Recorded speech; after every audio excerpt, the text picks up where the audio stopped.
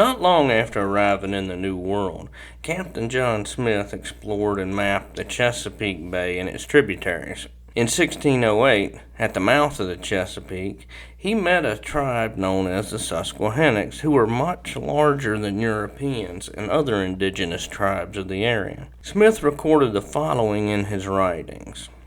Such great and well-proportioned men are seldom seen, for they seem like giants to the English, yea, and to their neighbors. These people were so large they had booming voices, Smith wrote. For their language it may well beseem their proportions, sounding from them as if it were a great voice in a vault or cave as an echo. Given Smith's description of the mighty warriors' voices, one might quickly recall the booming fee, fi, fo, fum bellowed by the giant in Jack and the Beanstalk tale.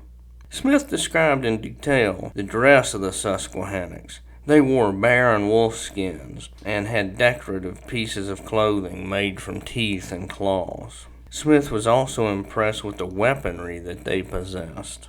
He wrote, one had the head of a wolf hanging in a chain from a jewel, his tobacco pipe 3/4 of a yard long, prettily carved, with a bird, a bear, a deer, or some such device at the great end, sufficient to beat out the brains of a man, with bows and arrows and clubs suitable to their greatness and conditions.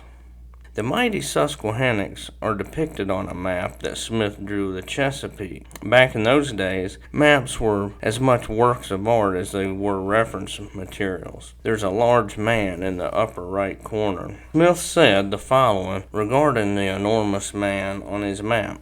The picture of the greatest of them is signified in the map, the calf of whose leg was 3/4 of a yard about, and the rest of his limbs so answerable to that proportion, that he seemed the goodliest man we have ever beheld. His hair on one side was long, the other shore close to a ridge over his crown, like a coxcomb. His arrows were 5/4 of a yard long, headed with flints or splinters of stones, in the form like a heart, an inch broad and an inch and a half more long. These he wore in a wolf skin at his back for a quiver, his bow in one hand and his club in the other, as if described.